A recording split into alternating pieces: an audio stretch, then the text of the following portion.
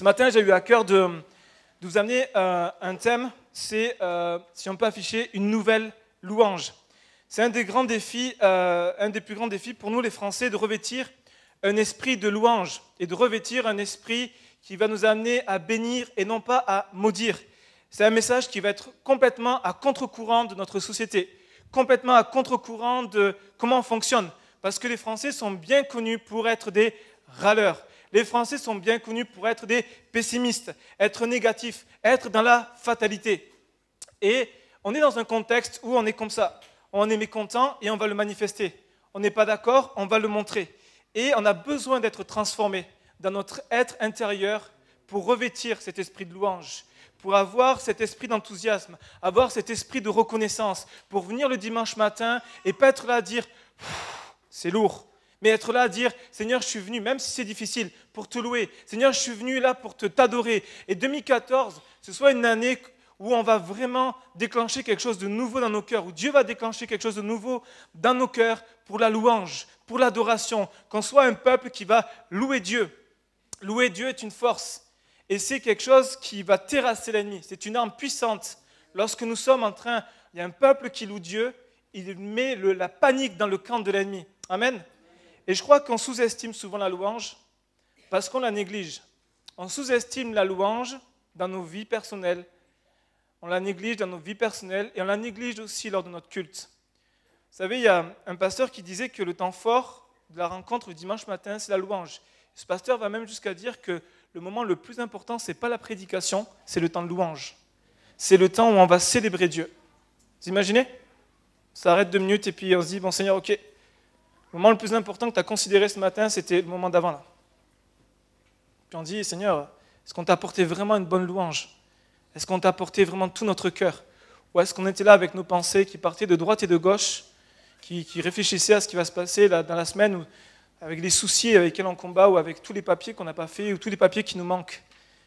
Le Seigneur nous dit que ce qu'il désire, c'est qu'on lui apporte un culte, qu'on n'aille pas au culte, mais qu'on lui apporte un culte qui l'honore et qui le glorifie.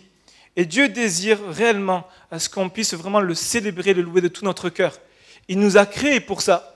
Dieu nous a créés pour le louer. Dieu nous a créés pour sa gloire. Dieu nous a créés comme des êtres qui vont adorer. Et si on n'adore pas Dieu, on va adorer autre chose. On va adorer autre chose. On peut adorer des enfants, on peut adorer le travail, on peut adorer notre carrière, femme, mari, on peut adorer même des personnes connues, des stars. Des stars au football, des stars de la musique, des stars dans le sport, on va les adorer, on va être là, et puis on va chanter leurs louanges, on va amener toutes sortes de belles paroles pour eux, on peut même être des adorateurs de biens matériels, on peut être des adorateurs de toutes sortes de biens qui sont à nos côtés, et puis on va en faire toute la louange, on va louer l'objet de notre adoration. Si on n'adore pas Dieu, on va forcément adorer autre chose, parce qu'on est des êtres qui adorent, des êtres qui adorent. Et on voit plein de gens qui vont adorer toutes sortes de choses. Et nous, notre rôle, et ce pourquoi Dieu nous a créés, c'est pour l'adorer lui-même. C'est pour l'adorer lui seul. Et louer Dieu, c'est quoi ? C'est dire ce qu'il est. Louer Dieu, c'est dire ce qu'il est. C'est le bénir et lui exprimer notre reconnaissance pour ce qu'il a fait. C'est élever notre âme à lui et reconnaître qui il est. Reconnaître qui il est en disant ce qu'il est. Et c'est vrai que si on ne loue pas Dieu à haute voix, ça va être compliqué de dire qui il est. Si on ne loue pas Dieu avec nos propres mots, ça va être compliqué de nous centrer sur lui. Louer Dieu, c'est dire qui il est. Okay ? Imaginez que je suis en train de louer Christian. Okay, Christian, tu veux bien venir ? Il a parlé tout à l'heure de faire le régime et tout ça. Tu veux bien venir ? Et je vais louer Christian. Imaginez que je vais louer Christian. Je vais le louer, c'est-à-dire, je vais dire, Christian, tu es beau, tu es bien habillé. Et puis là, je dis, bon, c'est tout ce que je vois, ok, je peux m'arrêter là. Mais je peux développer. Ça veut dire que je vais me centrer sur lui. Je vais arrêter de me centrer sur vous et je vais me centrer sur lui. Et je vais me dire, tu es quelqu'un de réfléchi, tu es quelqu'un de logique, tu es quelqu'un d'intelligent, tu parles bien, quand tu prêches bien. Et c'est vrai, non, je ne suis pas en train de le flatter là. Je suis en train de le louer, c'est-à-dire je suis en train de dire ce qu'il est, ce que moi je perçois de lui. Et certainement, si on mettait Nelly à ma place, la louange serait encore plus grande. Pourquoi ? Parce qu'elle passe tous les jours avec lui, elle passe du temps avec lui et elle va le louer. Donc forcément, louer Dieu va nous amener à nous décentrer de nous-mêmes, à décentrer, de dire, imaginez, je dis à Christian, ouais, t'es intéressant, t'es bien, et puis je commence à partir sur autre chose. Christian va dire, mais ce que tu me dis, c'est faux. Ce que tu me dis, c'est hypocrite. Ce que tu me dis, c'est pas vrai. Et on peut être la même chose avec Dieu et dire, Seigneur, tu es bon, tu es digne de louange. Et puis parler à notre voisin, et puis chanter la louange à Dieu et continuer à parler avec notre voisin. Dieu dit, non, qu'est-ce que tu me fais là? La louange, c'est que tu te centres sur lui. Tu te décentres de toi-même et tu te centres sur lui. Et tu vas commencer à dire qui il est. Tu vas commencer à reconnaître sa grandeur, à reconnaître sa puissance. C'est exactement ce que je peux faire lorsque je loue Christian. Je me décentre et je me centre sur lui et je réfléchis à ce qu'il est, de ce que je le connais, de ma relation avec lui. Et puis je dis, mais non, de ce que j'ai entendu aussi, c'est que tu es quelqu'un qui est un bon papa, qui est un bon mari, et ainsi de suite. Ok, merci Christian. Vous voyez ce que je veux dire? Au niveau de la louange, c'est ça. C'est de se décentrer de nous-mêmes, de centrer sur lui. C'est de dépasser le plan personnel et de concentrer notre pensée sur Dieu, sur ses qualités, sur sa grandeur. C'est s'oublier face à la grandeur et à la bonté de Dieu. C'est lorsque je commence à louer Dieu, lorsque je commence à le célébrer, c'est j'oublie qui je suis. J'oublie tout ce qui me tracasse et je me centre sur lui. Et j'ai bien conscience que lorsqu'on traverse la maladie, c'est difficile de louer Dieu. Que lorsqu'on vit des crises dans notre couple, dans la famille, c'est difficile de louer Dieu. Lorsqu'on a des situations financières qui sont en danger, lorsqu'on se retrouve face à des combats avec l'addiction, des luttes intérieures, où on se retrouve dans une saison de notre vie où on ne sait plus où on va, on est complètement perdu. On ne sait plus qu'est-ce qui se passe, on ne sait plus où est le nord, où est le sud, on est complètement paumé. C'est clair que là, la louange ne va pas être notre priorité. C'est clair que lorsqu'on se retrouve avec des tonnes de papiers à faire, de régulariser notre situation avec toutes sortes de papiers et puis des délais de papier, c'est clair que la louange ne devient plus une priorité. Et pourtant, c'est une arme puissante. Pourtant, la louange, Dieu nous l'a donnée pour qu'on puisse vraiment vivre ses bienfaits, mais surtout vivre sa puissance. Je crois réellement qu'il y a une puissance dans la louange. Et j'aimerais ce matin qu'on puisse redécouvrir ensemble la vraie valeur de la louange. Ce n'est pas une recette magique. Ce n'est pas, voici, je vais vous donner une recette magique avec 4 points, et puis il faut l'exercer, et puis 3 fois par jour, et puis voilà. Non. C'est vraiment avoir une attitude de cœur. C'est avoir une attitude, dire Seigneur, je me recentre sur toi. Et il y a de grandes richesses qui se trouvent dans la louange et qui vont nous permettre de surmonter, de triompher nos ténèbres et nos combats. La première des richesses, c'est que la louange est une force. Le psaume 42, verset 6 nous dit « Pourquoi t'as battu mon âme et gémis-tu au-dedans de moi ? Espère en Dieu, car je le louerai encore. Il est mon salut et mon Dieu. » La louange est une force face à la dépression. La louange est une force face au découragement. La louange est une force face à l'épuisement. La louange est une force lorsque rien ne va. La louange est une force. Et là, on voit que lorsqu'on loue Dieu, nous élevons nos âmes vers lui et on a accès à ses richesses, on a accès à sa propre personne. Et lorsqu'on a accès à sa propre personne, on ne peut pas sortir de ce moment sans être changé. On ne peut pas sortir de ce moment en disant c'est comme d'habitude. Mais il y a forcément quelque chose qui se passe dans la présence de Dieu. Et c'est bon de nourrir notre esprit de la louange. C'est-à-dire c'est bon de nourrir notre esprit de choses positives. Je sais que c'est un défi pour moi de vous prêcher ça parce qu'on est souvent dans une attitude négative. Moi le premier. Et c'est bon d'exhorter son âme, de commander à son âme et de dire « Loue Dieu, espère en lui, car il est ton salut, car il est ton libérateur, car il est ton Dieu. Il est celui qui a toute autorité, il est celui qui a toute puissance. Alors ne te lamente pas, ne gémis pas, mais espère en l'Éternel. » Le psalmiste va dire ça, il va commander, il va exhorter. Dire c'est un truc de fou, il parle tout seul. Il est en train de faire un dialogue tout seul. Mais non, il est en train de commander à son âme. Il est en train de dire, alors que mon âme est abattue, je veux commander, par mon esprit, je veux commander à mon âme, réjouis-toi. Réjouis-toi en l'Éternel parce qu'il est Dieu. Et nous avons le plus grand des sauveurs. Nous avons le plus grand des libérateurs. Celui qui a tout accompli à la croix. Celui qui est notre rocher. Celui qui est notre appui. Celui qui est notre secours. Celui qui ne manque jamais. Tu l'appelles, tu l'invoques, il vient à toi. Il ne manque jamais. On a un Dieu tellement fidèle. On a un Dieu tellement puissant. On a un Dieu tellement glorieux.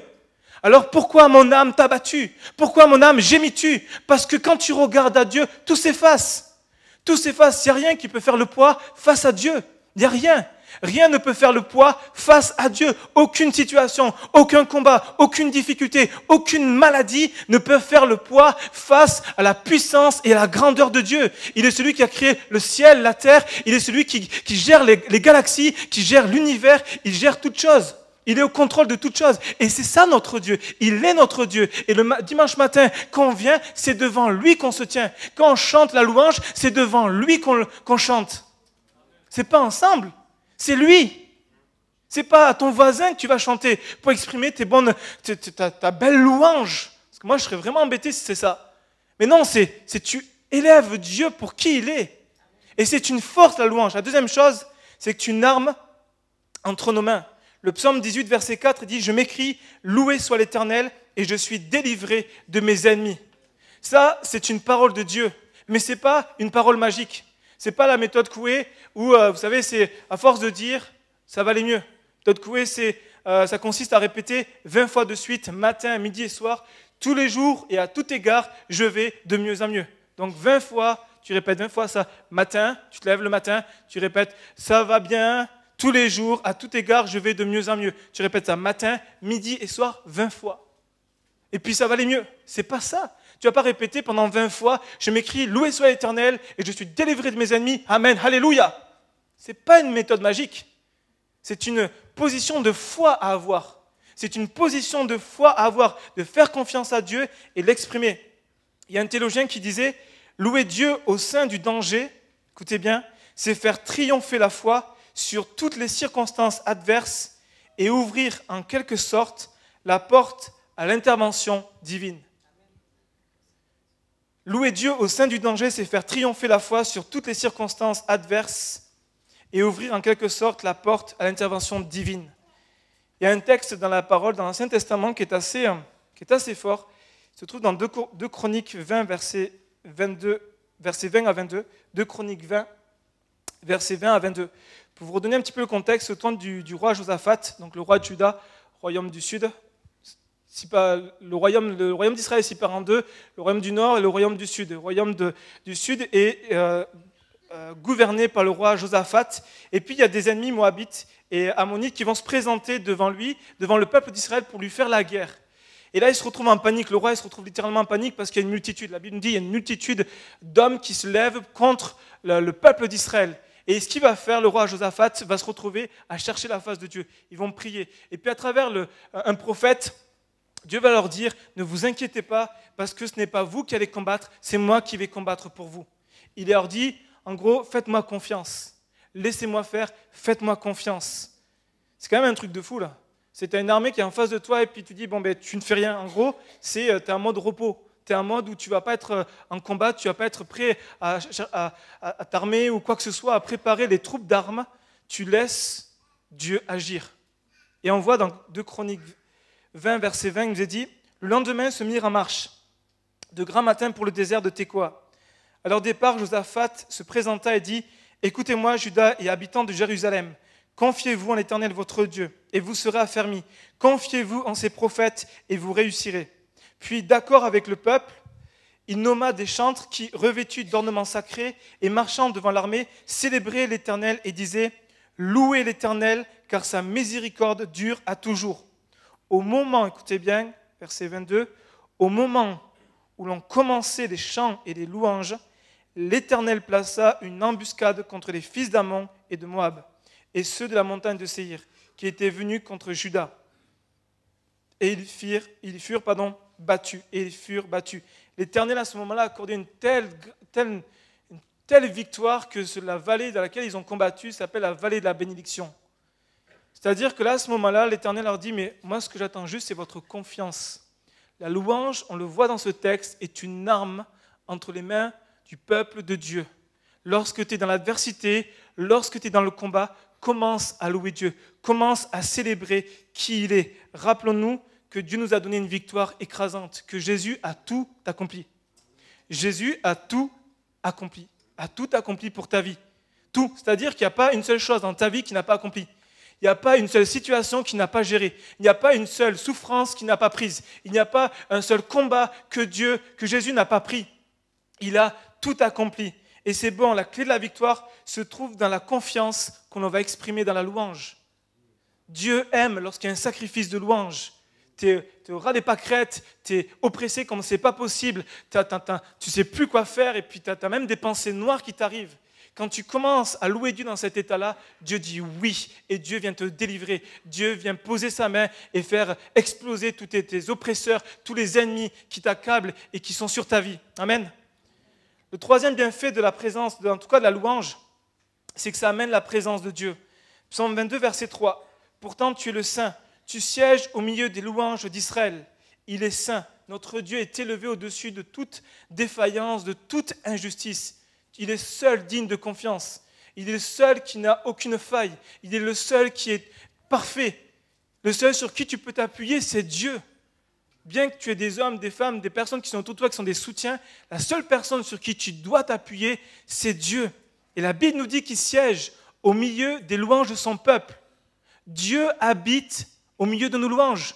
Dieu demeure au milieu de nos louanges. Lorsque nous louons Dieu, sa présence descend. Lorsque nous louons Dieu, Dieu descend au milieu de son peuple. Amen. Et Dieu ne vient jamais dans un endroit où il n'est pas honoré. Dieu ne vient jamais dans un endroit où il n'est pas désiré. Dieu ne sera jamais là dans un endroit où son peuple ne désire pas sa présence. C'est impossible parce que Dieu est un Dieu d'amour et un Dieu qui ne forcera jamais. Un Dieu qui frappe. La Bible nous dit, Jésus frappe à la porte. C'est-à-dire que Jésus ne va jamais enfoncer la porte, dire « ça y est, c'est moi, il faut que tu me loues ». Non. Dieu nous respecte. Dieu nous laisse le libre choix et Dieu nous respecte. C'est notre responsabilité de le louer. C'est notre responsabilité de le célébrer. Et Dieu dit, mais en célébrant, en louant mon nom, il y a tellement de bienfaits. Il y a une force, c'est une puissance contre les ennemis, tes ennemis. Et c'est aussi, ça amène ma présence. Lorsque tu me loues, lorsque tu reconnais qui je suis, je viens et je demeure au milieu des louanges de mon peuple. Amen. Et j'aimerais qu'en ce début de cette nouvelle année, Dieu puisse vraiment, c'est ma prière ce matin, c'est mon cri, pour l'église de Limoges, que Dieu vienne insuffler une nouvelle louange, que Dieu vienne ranimer la louange de nos cœurs, que Dieu vienne venir, que ce matin, il puisse vraiment nous secouer, nous réveiller et qu'il puisse faire sortir une nouvelle louange, une louange fraîche, pas une louange de tous les dimanches matins, pas une louange qui est répétée d'année après année, mais une louange fraîche, une louange où on va dire, Seigneur, je déchire, non pas mes vêtements, mais je déchire mon cœur et je viens en ta présence et je viens te louer, je viens te célébrer parce que tu es Dieu. Amen. Je prie pour que ce matin, on ressorte de ce lieu avec une louange de feu, où on va être là avec une louange intense, une louange profonde, ou une célébration de qui est Dieu. On va sortir de ce moment, on va dire, Seigneur, il s'est passé quelque chose ce matin. Il s'est passé quelque chose ce matin parce que lorsqu'on a commencé à te louer, tu es descendu, tu as guéri, tu as restauré, tu es venu relever, tu as communiqué des visions, tu as communiqué des directions parce qu'on a honorer ta présence, parce que ce matin, on a dit, allez, on va revenir au cœur de la louange et on va dire, oui, il est Dieu, c'est pas une tradition, c'est pas une religion, c'est un cœur à cœur. Ce matin, c'est un cœur à cœur où on va être là à dire, Seigneur, on vient te célébrer parce que tu es Dieu. Amen. Et ce matin, qu'on puisse vraiment redécouvrir cette nouvelle louange. J'ai 3 points ce matin, je vais essayer de les faire rapidement. Le premier point, c'est être émerveillé. Pour beaucoup, ce mot, c'est quoi ce mot-là? C'est quoi ce mot émerveillé? Ce mot, des fois, il ne nous parle pas du tout. Parce qu'on est plus blasé, on est plus déçu que émerveillé. Lorsqu'on a le contexte de notre vie, lorsqu'on prend le contexte de chacune des personnes, on se dit, mais moi, je suis loin d'être émerveillé. Je suis plutôt dégoûté, je suis plutôt blasé, je suis plutôt déçu de tout ce qui se passe. Je suis plutôt fatigué et attristé que émerveillé. Et pourtant, Dieu nous appelle à redécouvrir cet émerveillement. Laisse-moi te poser cette question et répondre dans ton cœur. C'est quand la dernière fois que tu as été émerveillé par Dieu? C'est quand la dernière fois tu as fait « Waouh » C'est quand la dernière fois où tu t'es tenu devant Dieu et tu as fait « Seigneur, tu es tellement merveilleux, tu es tellement magnifique ». C'est quand cette dernière fois? C'est quand cette dernière fois où tu as été inspiré, où Dieu t'a inspiré de l'admiration, même de l'étonnement. Tu fais « Waouh, c'est un truc de fou ce qui se passe avec Dieu. » C'est quand cette dernière fois? C'est quand cette dernière fois où tu as été pris d'un sentiment d'adoration et plus rien ne comptait.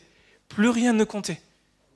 Même l'heure, tu t'étais plus à regarder l'heure, ça y est, j'ai fait mes demi-heures avec Dieu ou 3/4 d'heure. Plus rien ne comptait. C'est Seigneur, c'est ta présence. C'est ta présence et être émerveillé par toi. Vous savez, on va se retrouver devant Dieu. On va vraiment être émerveillé. Et Dieu désire que sur cette terre, on soit encore plus émerveillé. Face à toute la crise, face à tous les conflits qui se passent, face à toutes les tensions, face à toute l'oppression que vous rencontrez, qu'on rencontre chaque jour, Dieu désire nous émerveiller parce que ça va être une force de vivre, une force de continuer la marche. Et pour être émerveillé, ça prend de la foi. Ça prend de la foi de croire que Dieu est présent. Ça prend de la foi. La Bible dit que la foi, c'est croire que Dieu existe. Ok ? Croire que Dieu, il existe là. Je vous parle, mais Dieu, il est présent. Dieu, il vous entend. Dieu connaît chacune de vos pensées. Dieu, il passe par son esprit dans chaque rang et dit, moi, je vois ce qui se passe dans ton esprit. Je vois si tu es attentionné ou pas. Je vois si tu écoutes ou si tu n'écoutes pas. Je vois si tu es rebelle ou si tu n'es pas rebelle. Dieu, il passe. C'est la foi qui nous permet de dire, oui, Dieu, il est présent. Et Dieu est en train de me parler. Dieu est en train de venir là par son esprit. C'est la foi. Et c'est la foi qui va nous permettre de saisir la réalité spirituelle, qui va nous ouvrir les yeux sur le monde spirituel et d'être émerveillés par Dieu. Parce qu'on ne voit pas Dieu physiquement. On ne l'entend pas audiblement, ou c'est de manière assez rare. Mais c'est la foi qui nous permet de saisir qui est Dieu, de saisir pleinement sa personne. Et que lorsqu'on lit la parole, dire, mais oui, c'est vrai, tu es grand, tu es miséricordieux, tu es bon, tes compassions se renouvellent chaque matin, c'est vrai, tu es puissant, tu es glorieux, tu es riche en compassion, oui, tu es celui qui ne délaisse pas, tu es celui qui n'abandonne pas, c'est la foi. Et pour être émerveillé, ça prend de la foi. Et ce matin, Dieu t'appelle à ce que ta foi soit renouvelée. C'est par la foi, Hébreux 11, verset 3, que nous comprenons que l'univers a été formé par la parole de Dieu, de sorte que le monde visible n'a pas été fait à partir des choses visibles. C'est par la foi que nous sommes émerveillés par la création de Dieu. Il y a 2 personnes qui peuvent se tenir devant un coucher de soleil, un qui va dire, ouais, c'est beau, c'est pas mal, je suis habitué. Deuxième personne qui va être là dans la foi et dire, Seigneur, mais quelle merveille. Seigneur, je suis émerveillé de ta création. Quelle beauté, tu es tellement un artiste si grand, avec ses couleurs. Seigneur, tout ça nous montre, tout ça, tu l'as créé pour nous. Vous voyez ces 2 positions? Une position où c'est l'habitude, c'est la routine, c'est normal. Et l'autre position, dire, Seigneur, c'est par la foi que je saisis toutes ces choses-là. C'est par la foi que je réalise que c'est toi qui en es le créateur. Et Dieu désire animer cette foi, être émerveillé par le Dieu créateur, par l'œuvre de ses mains. Il y a un chant qui dit, émerveillé par l'œuvre de tes mains. Émerveillé par l'œuvre de tes mains. Il y a un texte que j'ai pris dans le livre de Stéphane Kéry, le journal intime d'un adorateur, qui est intéressant, écoutez bien, il nous est dit, aujourd'hui, nous ne sommes plus impressionnés par les merveilles de la création. On tient tout pour acquis. L'eau chaude qui sort de notre douche tous les jours, l'ampoule allumée dans la maison, le magnifique coucher de soleil, le gigantesque Airbus qui prend son envol avec à son bord des centaines de personnes, la superbe réalisation cinématographique en 3D. Nous sommes continuellement à la recherche de sensations fortes, de nouveaux manèges qui nous donneraient la chair de poule, des effets spéciaux à nous faire sortir de nos chaussettes. Souvenez-vous d'Hérode, qui voulait que Jésus voulait que Jésus se livre en spectacle en faisant des miracles à la demande. Vous savez, comme des fois il existe des chaînes à la demande, des films à la demande. Hérode, c'est Jésus, je veux un miracle à la demande. Allez Jésus, impressionne-nous. Allez Église, impressionne-nous. Allez pasteur, impressionne-nous. Allez musiciens, impressionnez-nous. Comment pouvons-nous louer et adorer librement alors que nous ne sommes pas émerveillés par la gloire de Dieu, par sa présence, par ses bontés et par sa grâce? Et on pourrait rajouter tellement de choses.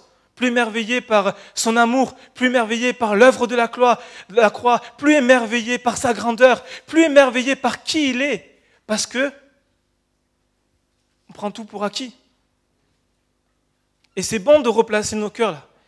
Et dire, Seigneur, c'est vrai, là j'ai besoin de revenir au cœur de la louange. J'ai besoin de retrouver cet émerveillement. Et Jésus va dire dans Marc 10, verset 15, « Je vous le dis en vérité, quiconque ne recevra pas le royaume de Dieu comme un petit enfant n'y rentrera point. » Parole vivante va dire vraiment, je vous l'assure, celui qui n'accepte pas le royaume de Dieu avec la mentalité d'un petit enfant n'y entrera jamais. Jésus est en train de nous dire, soyez comme des enfants. Un enfant, il va être émerveillé partout. Des choses qui nous paraissent tellement banales.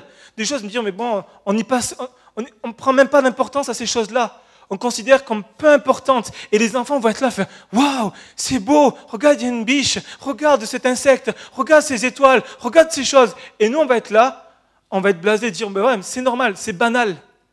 Et Jésus va dire si vous n'adoptez pas, si vous n'avez pas la mentalité d'un petit enfant qui va être émerveillé par tout ce que son père va faire, tout ce que son père est, par tout ce que son père a fait, on ne rentrera pas dans le royaume de Dieu. C'est-à-dire, on ne percevra pas les richesses infinies de Dieu. Et on va vivre une vie chrétienne blasée. On va vivre une vie de chrétienne sur terre où c'est mon fardeau, c'est difficile, c'est le combat, et puis c'est comme ça. Et Dieu dit non, moi j'ai autre chose pour toi. Je désire que tu sois émerveillé comme tout à nouveau. Amen. Pour une nouvelle louange, il nous faut un cœur d'enfant. Le deuxième point, c'est regardons à Dieu plus qu'à nous-mêmes. Ça, c'est très important. Pour la louange, c'est très important. Une des stratégies de l'ennemi, c'est de nous enfermer sur nos problèmes, de focaliser toute notre attention sur notre difficulté, sur ce qui ne va pas. Ça, c'est une stratégie que l'ennemi adopte, mais c'est un truc de fou. Il va nous focaliser, certes, on souffre. La situation, elle est ce qu'elle est. Je vis ma réalité. Je ne peux pas dire, c'est bon, tout va bien, méthode co, et non. Je vis le combat. Et puis l'ennemi va amener sur le focus, ton attention, ta concentration sur la difficulté. Et ton énergie, tu vas la dépenser, non pas à louer Dieu, mais à dire c'est difficile. À confesser de ta bouche des choses qui ne sont pas bonnes. À confesser de ta bouche des choses négatives. L'apôtre Jacques va nous dire dans son épître que c'est important, tout ce qu'on va dire de notre bouche. On confesse des choses. On les met en lumière. On les met en lumière. Pas qu'on les mette en lumière, mais on dit les choses. L'ennemi n'a aucun pouvoir créateur. Seul Dieu a le pouvoir créateur. Mais l'ennemi va façonner, travailler selon nos paroles. C'est par nos paroles que l'ennemi va créer.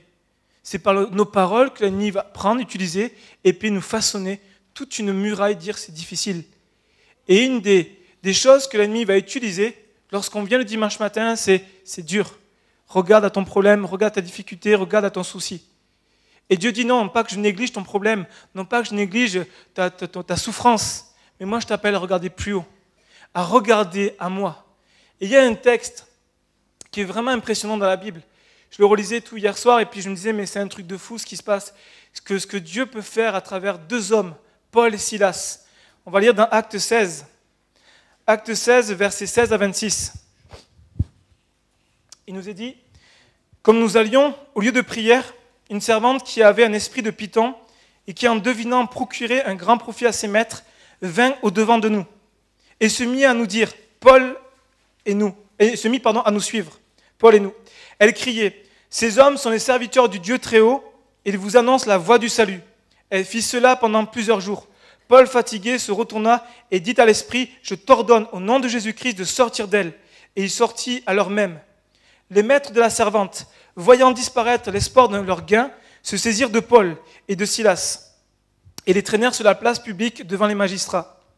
Ils les présentèrent aux prêteurs en disant « Ces hommes troublent notre ville, ce sont des Juifs qui annoncent des coutumes qui nous n'est permis ni de recevoir ni de suivre, à nous qui sommes Romains. » La foule se souleva aussi contre eux et les prêteurs, ayant fait arracher leurs vêtements, ordonnèrent qu'on les bâtît de verges.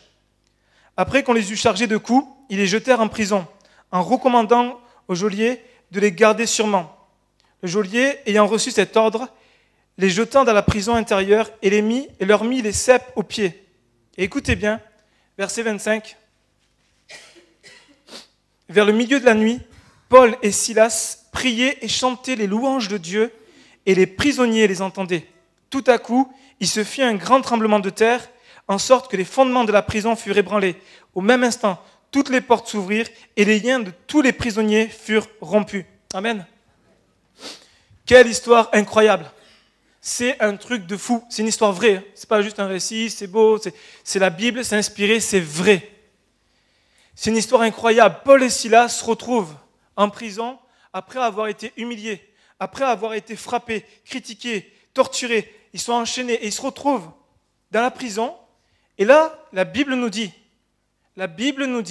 qu'ils sont en train de prier et de chanter les louanges de Dieu. Je ne sais pas s'il y aurait grand monde ici qui chanterait les louanges de Dieu dans de telles circonstances. Ils ont des plaies là sur leur corps, parce qu'ils ont été fouettés, ils ont été humiliés, on a critiqué, ils ont eu toutes sortes de paroles, donc émotionnellement, psychologiquement, ils ont dû avoir un choc. Et puis ils se retrouvent en prison avec des liens, et puis ils se retrouvent là, en train de louer Dieu. Nous, on se retrouverait là, moi je me retrouverais là, je serais en train de supplier Dieu, de me plaindre, de dire c'est pas normal, c'est compliqué. Seigneur, mais qu'est-ce qui se passe? Je comprends pas. Et pourtant, il s'est passé ci, on allait prier, puis tout d'un coup, je me retrouve en prison. Qu'est-ce qui se passe? Eux, au milieu de la nuit, la Bible nous dit, ils chantaient les louanges de Dieu. Ils chantaient les louanges de Dieu. Et les prisons les prisons dans lesquelles ils étaient, la prison dans laquelle ils étaient, c'est pas les prisons actuelles. Il y avait plein de saletés, il y a certainement des souris, des rats, il y avait toutes sortes de choses qui étaient sales. C'était insalubre. Ils se retrouvent dans une prison, ça devait sentir mauvais. Il devait avoir une odeur de prisonniers qui ne se lavaient pas depuis bien longtemps. Et puis avec toutes sortes de paroles, ils se retrouvaient même avec des hommes qui étaient des voleurs, des violeurs, qui étaient des méchants. Ils se retrouvaient au milieu d'eux. Et là, Paul et Silas se retrouvent au milieu d'eux. Et ce qui est fou, c'est que dans cette situation, ils vont louer Dieu. Ils vont célébrer et chanter les louanges de Dieu. Et si on regarde bien, c'est à cause d'une délivrance démoniaque, que Paul et Silas se retrouvent en prison. Ils chassent un esprit, et puis là, les maîtres de cette servante, cet esclave, sont mécontents parce qu'ils perdent leur gain, et puis ils vont les traîner devant la foule, ils vont avoir toutes sortes de paroles mauvaises et de mensonges. Et puis ils vont les frapper, et ils se retrouvent là. Et Paul et Silas auraient pu réagir autrement. Ils auraient pu dire, mais Seigneur, on a prié, on a délivré un démon, on a délivré une femme d'un esprit de python, et puis là on se retrouve comme ça, mais c'est pas normal. Et on peut être des fois comme ça, où on est à fond pour Dieu. On prie, on jeûne, on fait des choses, et puis on prend des coups. Et on se dit, mais Seigneur, c'est pas normal. Et là, si on regarde bien, c'est que Paul et Silas, ils avaient la foi, ils percevaient les choses spirituelles. Ici, si on rentre dans cette mentalité de plainte, de ça va mal, de c'est dur, de c'est compliqué, l'ennemi aurait gagné. L'ennemi aurait gagné. Il savait très bien qu'en bousculant le royaume des ténèbres, en renversant les puissances des ténèbres, ils allaient avoir du combat. Et ils ne sont pas rentrés dans le jeu du diable, dire focalise-toi sur ta situation, tu es en prison, c'est dur, et puis tu souffres. Ils ont dit non, on va élever Dieu. Et Paul et Silas m'encouragent. Paul et Silas m'encouragent parce qu'au milieu de la souffrance, au milieu de l'injustice, au milieu de leurs moments de faiblesse, de déchirement, de choc émotionnel et psychologique, au milieu de leur douleur, ils louent Dieu. Au milieu de leur douleur, de leur souffrance, ils louent Dieu.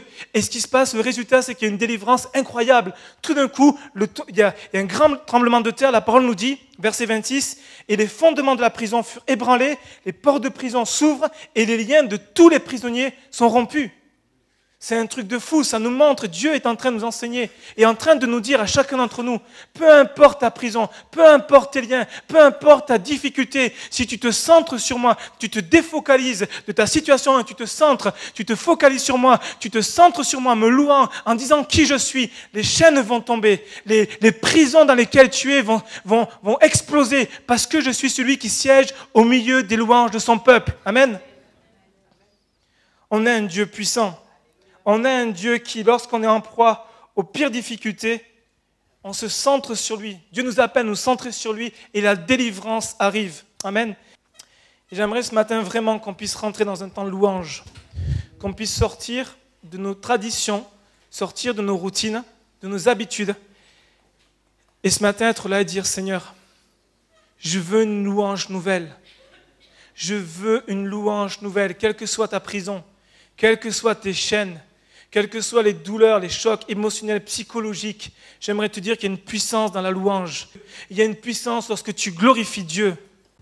Je termine avec ce dernier point, c'est une crainte, une sainte crainte de Dieu. Ce mot, il peut faire peur, dire crainte de Dieu. Ça peut provoquer des réactions négatives.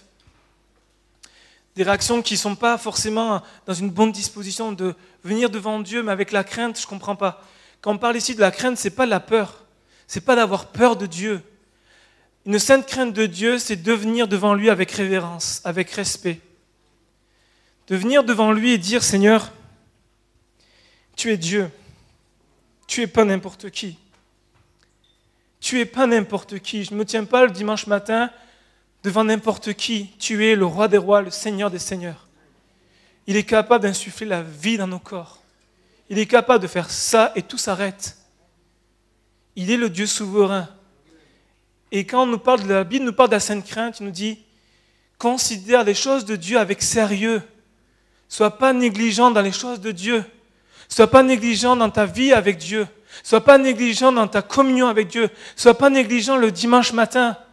Sois pas là et puis dire, bon, de toute façon, moi, ça fait des années que je suis là et puis c'est comme ça et j'attends qu'une chose, c'est que Dieu me prenne. Ou dire, ben, j'attends que les choses se passent mieux, mais que tu saisisses le moment que Dieu t'offre, c'est-à-dire aujourd'hui. On n'a aucun pouvoir sur demain. On n'a aucun pouvoir sur cet après-midi. Le seul moment qu'on a, c'est maintenant. Le seul moment qu'on a, c'est aujourd'hui. C'est là. C'est ce cadeau que Dieu nous donne. Et c'est ce cadeau que Dieu dit, maintenant, qu'est-ce que tu en fais? Et Dieu veut qu'on vienne devant lui avec une louange, avec crainte. Parce que sans la crainte de Dieu, notre louange va être superficielle. Notre louange va manquer de profondeur. On va faire 2-3 paroles terminées. Dieu, c'est bon, on t'a apporté ce qu'on devait faire, notre devoir, on l'a fait. Et Dieu dit non, je veux pas de cette louange-là. Tu peux la reprendre. Je veux une louange qui vient de ton cœur en réalisant qui je suis. Tu te tiens pas devant n'importe qui. Tu te tiens lorsque tu viens le dimanche matin devant le Dieu saint, devant le Dieu glorieux, devant le Dieu de qui tu vas rendre des comptes sur ta vie terrestre. C'est devant lui qu'on se tient. Et j'aimerais vraiment nous encourager ce matin à ce qu'on puisse revenir au cœur de la louange, à ce qu'on puisse revenir en considérant qui est Dieu. John Bevere va dire, plus notre compréhension de la grandeur de Dieu est étendue, plus grande est notre capacité de la crainte, de le craindre et de le respecter. Plus notre compréhension de la grandeur de Dieu est étendue, plus grande est notre capacité de le craindre et de le respecter. Je finis avec ce psaume 22, verset 23. Vous qui craignez l'Éternel, louez-le. Vous tous, postérité de Jacob, glorifiez-le, tremblez devant lui, vous tous, postérité d'Israël. Ce matin, qu'on puisse dire, Seigneur, dispose mon cœur à la crainte de ton nom.